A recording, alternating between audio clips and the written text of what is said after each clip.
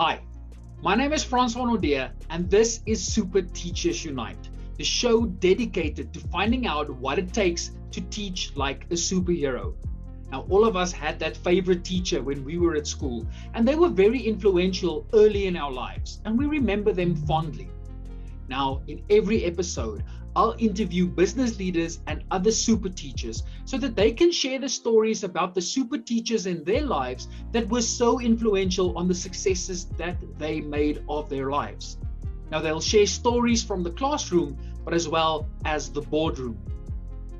In every episode, our guest stories will assist us in finding out, especially if you're a super teacher, what it is going to take to improve your practice. And if you're a business leader, how will you improve your people, your processes, and your profits?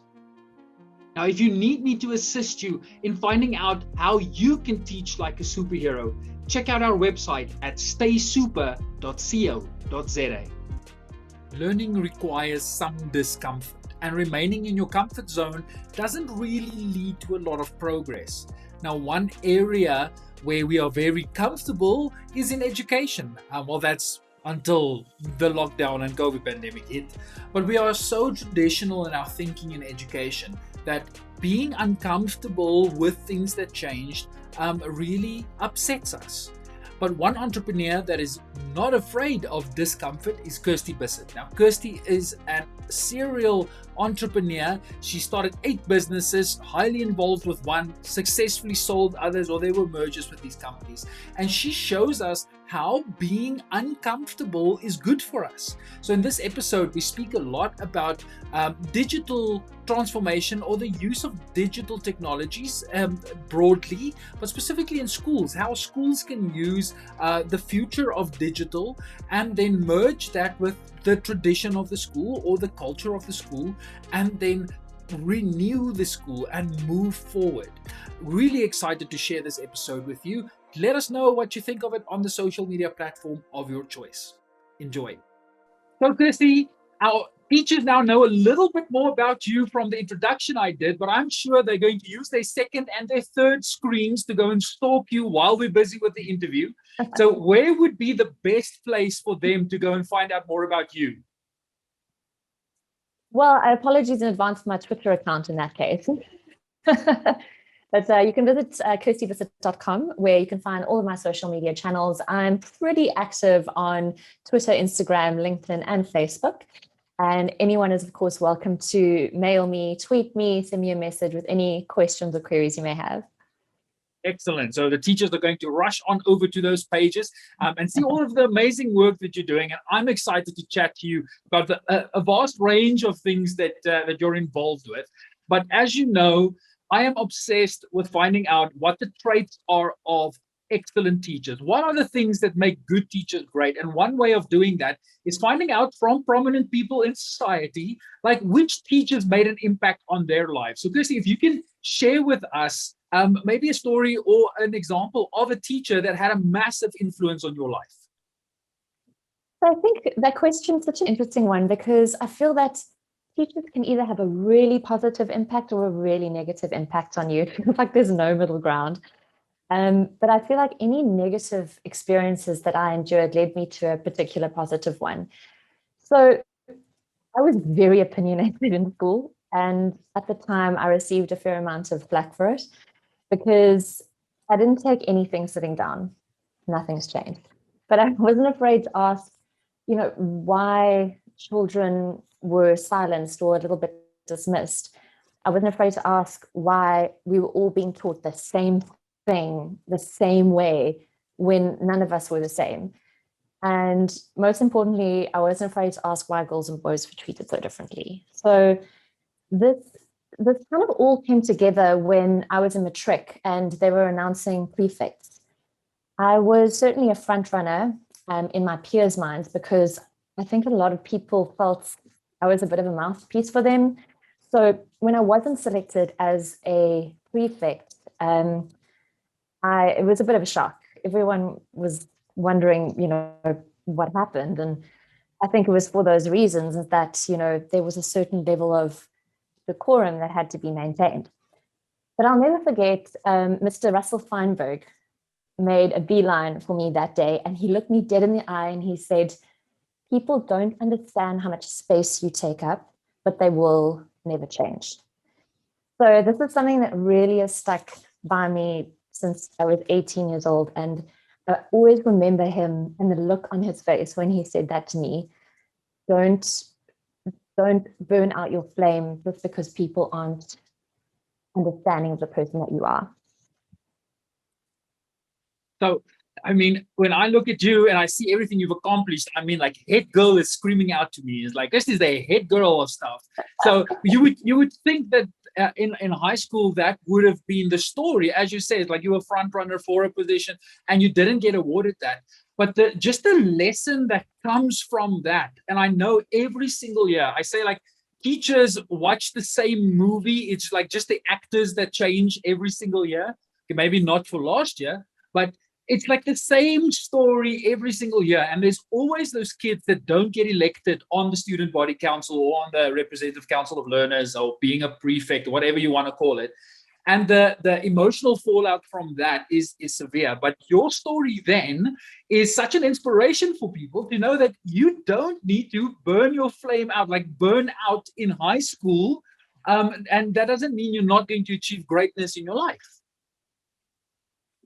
Yeah, so I wasn't an A grade student. I was for a while, and then I kind of found boys and opinions and grade slip. But coming out of high school, I went on and I did 2 degrees, which I was very thankful that I had the opportunity to do so. But still, even coming out of that, I didn't know what I wanted to do.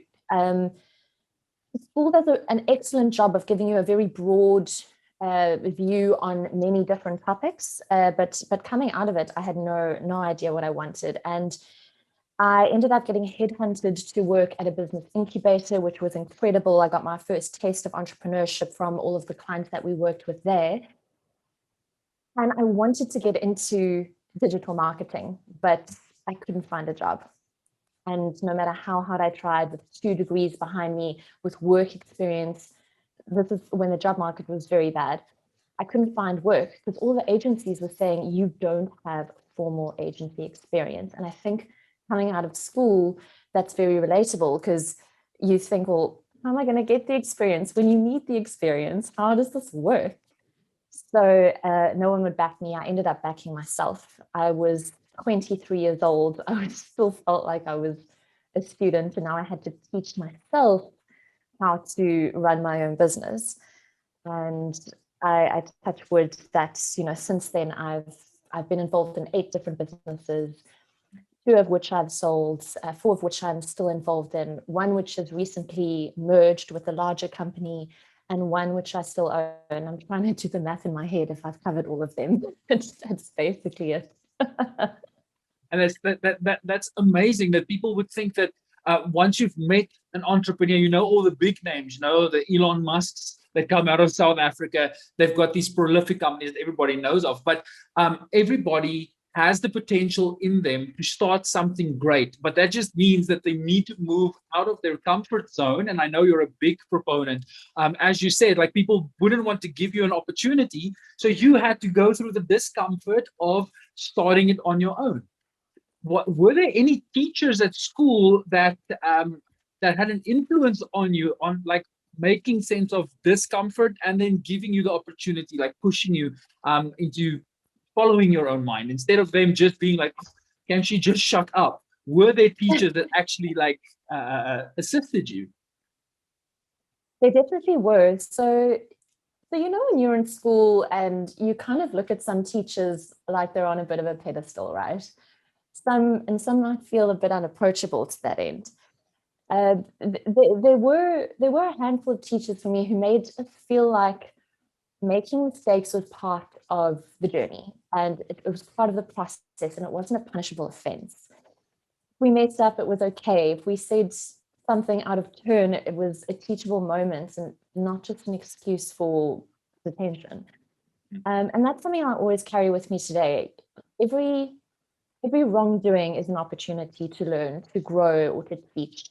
You don't simply dismiss yourself or someone because there's a difference of opinion or something's been done incorrectly, we never stop learning when we leave school. There's always something more to learn. And even if those learnings make us uncomfortable, they're still really, really important. And to be fair, I haven't sold comfort in the 9 years I've been an entrepreneur, because there's always something new to learn. There's always a new, from massive trends to small little, tax changes that you have to edit on your financial statements. That feeling of being uncomfortable people need to view it as a very, very good thing, because it means you're learning, it means you're growing. Your comfort zone is a very, very dangerous place to be. So I definitely want to delve into your mindset around discomfort, and we'll get to that in a moment. But part of my obsession with finding out what the great traits of teachers are is also to assist teachers in finding the jobs that they really want, and assisting schools in getting these good teachers, because the more super teachers we have in schools, the better for the kids. And you, as a awesome entrepreneur, have of course decided who to work with, and you've been employing people. So as part of my almost want to say my research, if you want to say a bit of a more self-centered approach, if you wish, I'm trying to figure out like what are these characteristics, so that when we use goteach.co.za to go and find these teachers, what are the traits we are looking for? So I think my question to you is, what are you looking for when you decide to hire somebody or decide to partner with somebody? What's those traits that you're looking for?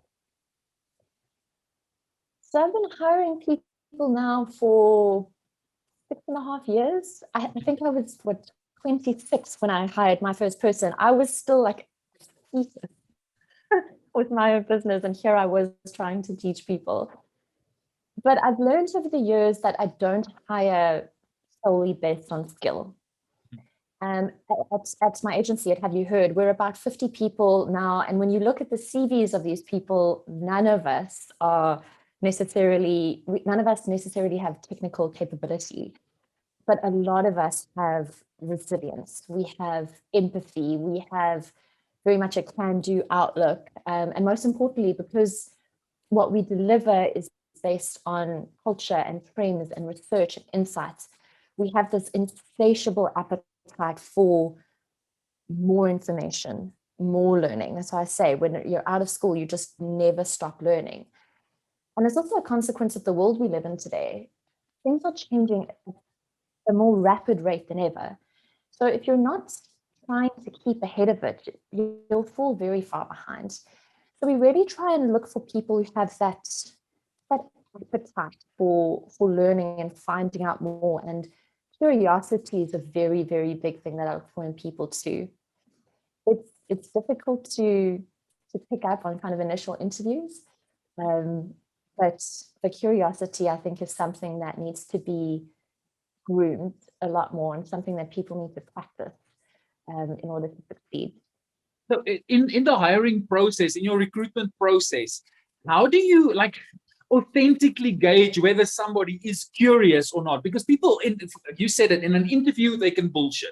It's so difficult trying to find that attitude. So is there a way in which you guys try and find out, like, this is a curious person, or this is somebody that keeps on learning? How do you prove that? It's so tough, but I think the more you hire, the better you get at it. So I think working on your intuition is also is a skill that you need to learn pretty well. It's kind of like going on a first date. You have your walls up, you're always trying to present the best version of yourself. Because I'm also, as an employer, trying to present the best version of myself and my company to a potential employee to get the best staff on board. So I don't think there's a hard and fast answer here. Sorry, I don't think there's a black and white answer, but it's just that immediate kind of gut reaction, that intuitive feeling, that spark you feel when you first meet somebody. I think that's right. And then, of course, there's research and preparation. Be very, very cognizant of the role that you're hiring for. What has worked before? What hasn't worked before? What kind of characteristics, both soft and hard skills, have worked with people who have filled that role before? And try and find those kind of nuances in people that you think will fit. You said something very important in that trying to find your best version of self.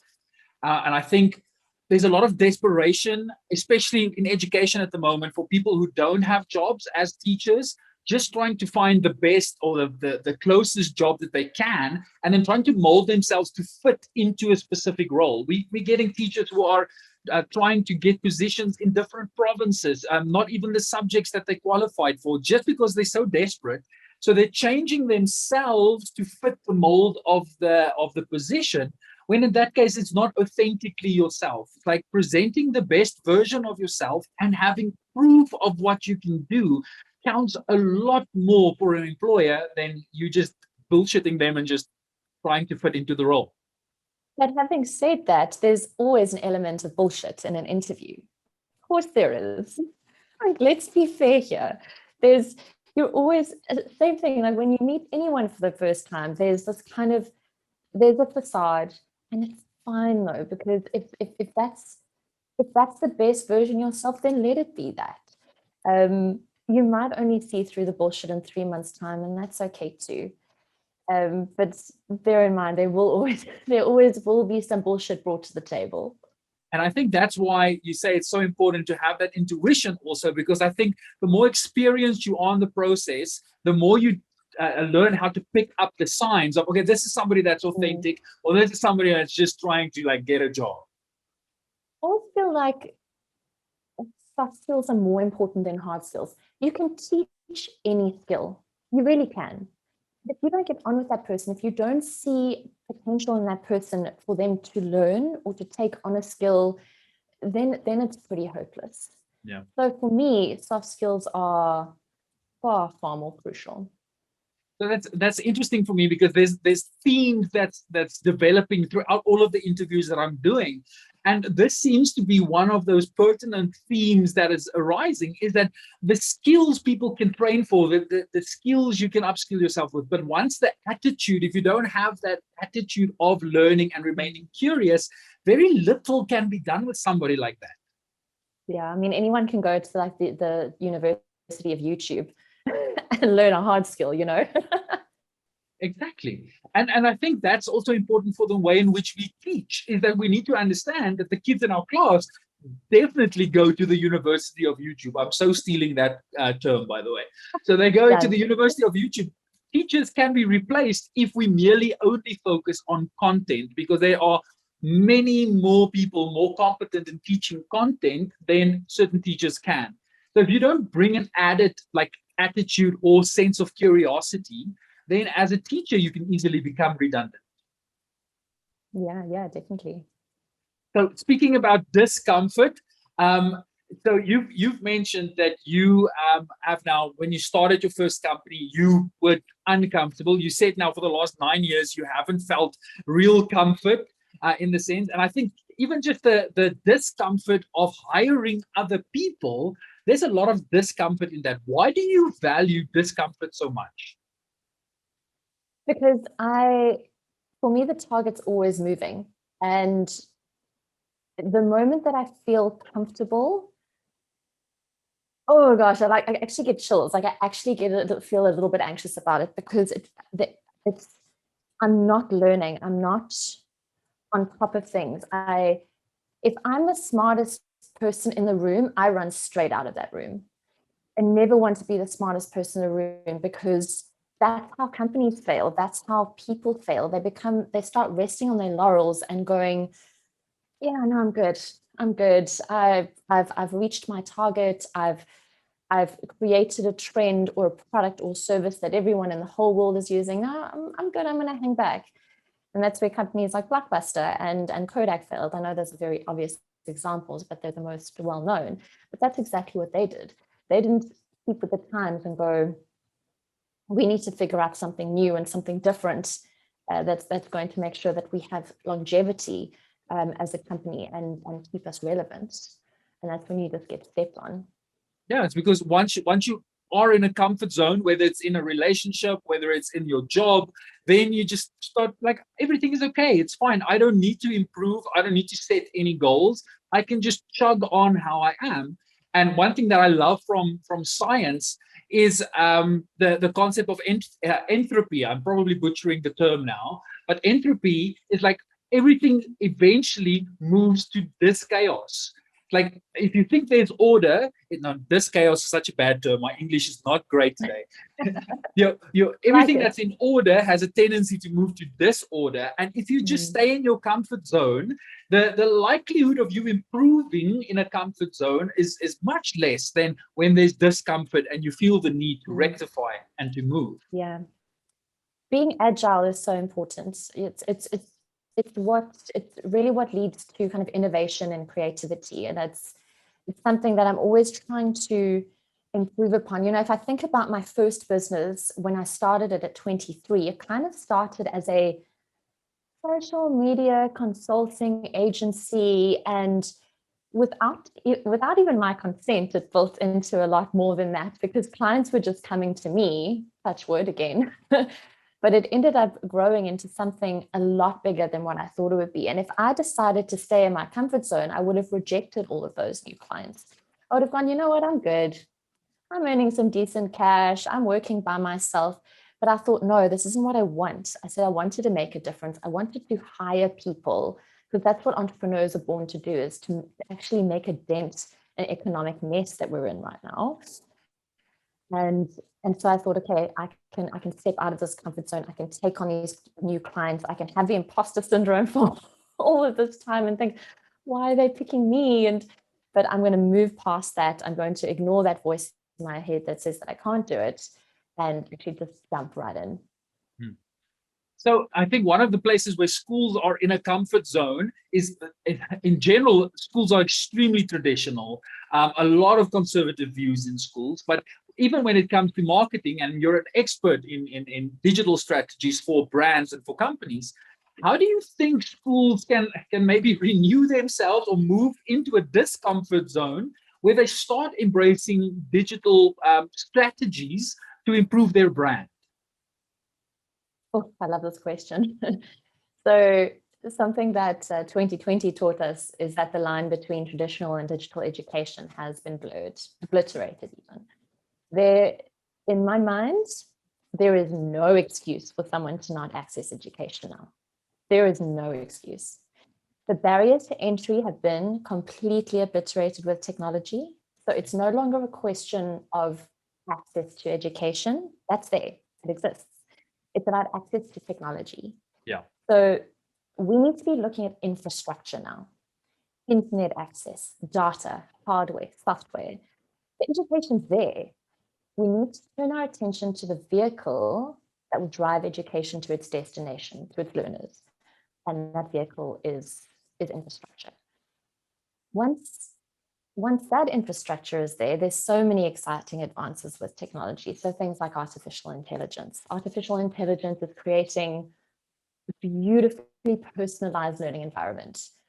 So thinking about this a lot leading up to this podcast, and I think that the richness of the data within schools is actually a data lover's dream. I mean, where else do you have more unique individuals at such varying stages of learning and with so many different topics in a school? So from a big data perspective, if it's compiled and analyzed properly, we could really, really start drilling down into where do we uncover ways to either improve the shortfalls or support the successes of learners. And then it also enables us to track responses to learning. So if we're trialing a new way of delivering information or a classroom style, how is that being received? And that then empowers schools and educators to better service their students. Data is very, very sexy that way, and that it's very malleable and highly measurable. Having said that, So using data like that as information, what you then can use as almost like telling the story of a classroom, of a school, of an individual, because I think that's where education, I think you mentioned it at the start of the interview, is where's that individualized learning trajectory for an individual, where schools traditionally are, everybody learns the same thing in the same way at the same time.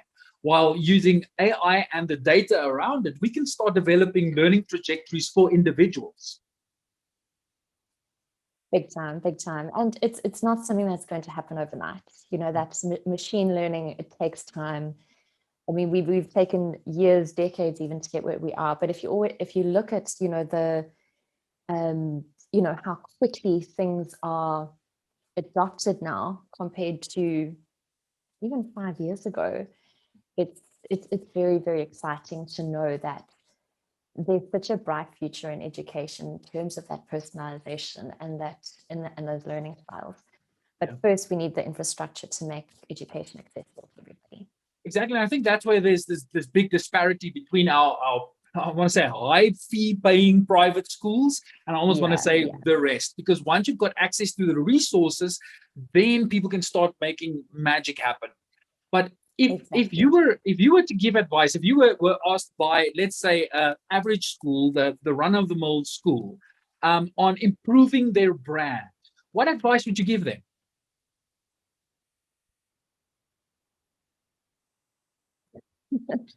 Going to have to cut this pause out. I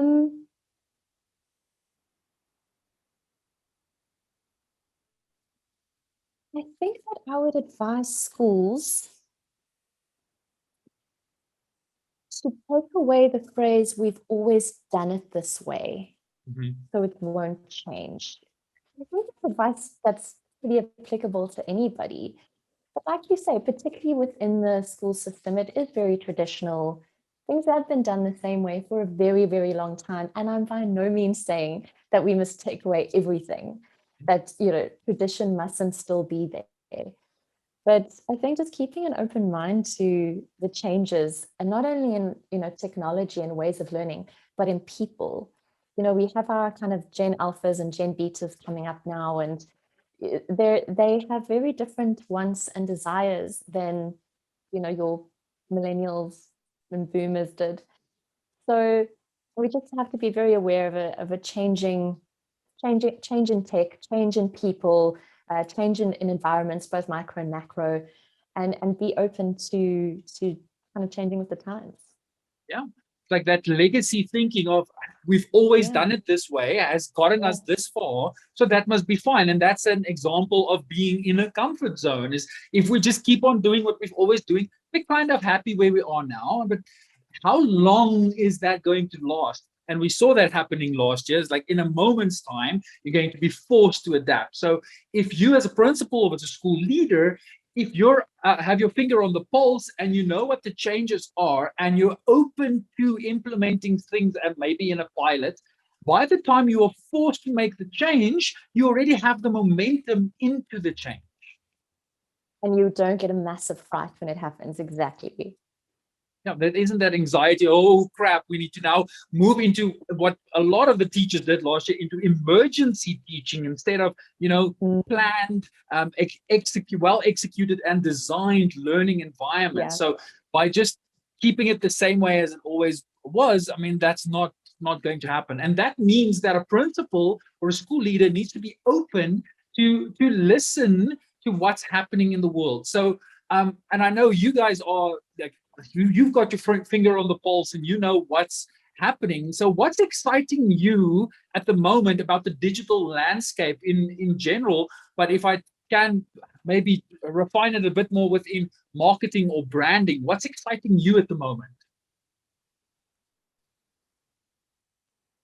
Technology and digital is always going to be something that excites me, but that combination of such a futuristic world that we live in combined with kind of traditional ways is an interesting combination and crash of thinking for me. So if you think about traditional retail versus e-commerce and how those two are merging, we saw a massive e-commerce boom in SA in about 2016. And people, as much as, okay, 2020 also messed things up there because the e-commerce saw another boom, but people are also looking for different experiences in a retail space because of, you know, online experiences. And brands have to start thinking, well, how am I going to adapt traditional models, which aren't necessarily going to disappear just because digital exists, to make it more exciting for my consumers. And I think that that constant bait and switch between what we've always done in traditional models versus the big, scary digital future, and how brands merge those two is always an exciting prospect. So we work with a number of clients, both locally and globally, on trends and insights and research, and everything we deliver is based on that. And there's always this initial absolute terror with clients when we come with research and upcoming trends, and they go, oh my gosh, how on earth am I going to implement this? But it's then kind of bringing it back into what's been done, what exists, and then plotting the steps to get to that stage to make sure that that customers are kept on board and that the business grows. I absolutely love hearing things like this because I want to pull it back into education. I just can't help myself. Like what you've just mentioned is what we call the zone of proximal development. Is if you pitch an idea too far away, it becomes scary, it becomes too uncomfortable for people to see how we get there. So if you pitch it too far, then they won't go. And then if you pitch it too close, then it's not exciting enough and you don't want to move. So by having that zone, like that's where the term of like being in the zone comes from, is like being in that zone of proximal development. There's a small jump to make. You've got the competent peers, in your case, it's your agency that has the know-how, has the research that can take people from where they are, which is uncertain, and cross them across that chasm. Then that's successful. But if you make it too anxious by placing it, by maybe being too ambitious and too strange, that's never going to happen. So it's the same in teaching. If you want to teach something, you can't like go on a trajectory that's too far removed from the learner. And that comes from experience and intuition as well, right? So if you're a teacher and you're going those 3 steps ahead too far, like look at the people that you're teaching. You know, you can immediately see when someone's eyes glaze over. I can immediately see with a client when I'm going too far and when I've lost them. Like that glaze is undeniable. So it's also just getting to know people and their language and how they react, and going, okay, cool, I've gone too far, let me pull it back, let me take a few steps back here and help you out, and hold your hand till we get to the next step. And that's so cool. It comes back to what you've just mentioned, is being in touch with the future in what the trends are, but then implementing them in the tradition, like bringing those worlds together. Now imagine in a school environment, if you have the data that backs it up, you can have the data suggesting something and you then intuitively knowing where this fits into your specific classroom. I think all teachers should become like data analysts and understand the stats and just get the data. I mean, teachers, to be fair, they're data analysts, they're psychologists, they're like coffee makers, they're financial experts. They hold many, many roles. Exactly. And I think that's both the reward and the punishment for being a teacher, is that you're this jack of all trades, but expected to be a master of all of the trades as well. Yes, but I mean, it's such a joy being a teacher. Kirsty, there's sounds like an entrepreneur as well. But that's the amazing thing. That's why I'm so happy that I had a chat with Nick as well, assisting teachers in our episode on how to become entrepreneurs and have their own side hustles. Because I think there's a lot of entrepreneurial streaks in teachers. Kirsty, there's definitely 2 other things I like just said, for my interest at least, I need to find out these 2 things. From listening to the keynote that you deliver, you've mentioned that you were passenger 0 for Uber in South Africa. How did that happen, and what was that experience? Wow, that was weird. So a mate of mine reached out to me and said, look, there's this new e-hailing. And I was like, what is e-hailing? And he said there's an e-hailing service coming to South Africa. And I think it was my 26th birthday party was coming up. And he said, you're going to download an app and some stranger is going to arrive at your door and pick you up and take you to your birthday party. I was like, okay, cool. I'm just step out of my comfort zone. But I mean, if I'm taking a step too far here into literally dangerous territory. And he said, no, it's legit. It's a new piece of technology that's just entered SA. And it was the strangest feeling to tap for this taxi. It arrived, and that's a shame that it was very special. They did it so well. It was like a fancy black BMW 7 Series that I climbed into and took me to the venue. Well, wow, this is cool. I don't have to chat to anyone on the phone. I don't have to arrange a time. It was there within 5 or 7 minutes. And it was just a fantastic experience all around. So it was fun to be passenger zero for Uber. And it shows us how willing we are, for convenience sake, to give up this aura of safety. Because if you were to tell people a decade ago that you'd be sending your children with a stranger in a stranger's car to their friends' houses, like everyone would be freaking out. But like, you were the first step into the discomfort for the South Africans, showing that we can do this. Yeah, it was great. And I can't remember life without it now. Yeah, exactly. It's like, I can't remember a time where I just like thought like, oh, how am I going to get somewhere? It's like, okay, quickly Uber that. So that's such an amazing story, and just proof of how comfortable you are in discomfort. But then we have to talk about your obsession with Taylor Swift. What is happening there? I need to know. So how long do we have? That's like, just bring it at me. Bring it at me. Oh man. Okay, so let me just get ready for my essay here. I love her music. That much is obvious. She's one of the best songwriters of our time. But for me, Taylor Swift's work ethic and humility is what really, really inspires me. She's someone who could just sit back and chill. She really doesn't have to work that hard, but she constantly pushes herself, and she goes, I'm going to swing to another genre. I'm going to completely switch gears. I'm going to go from country to pop to indie. I'm going to create 3 albums in quarantine. And then through all of that success, she just remains so humble and grateful for every bit of success that she achieves. So she's still just so amazing with her fans. She just constantly remains so, just keeps that humility all the time, which is something that I always strive for, no matter how many businesses I start and run, how much success, how much money. It's, for me, humility is a huge thing, and just maintaining that work ethic and always challenging yourself. So for our teachers, well done on, because I know you can go with the Swift story, but well done, very succinct. But the teachers are going to start following you on social media. I kid you not, you're going to learn a lot more about Taylor Swift. I know I did. I knew nothing about her before following Kirsty, and now I've got an inkling of an idea.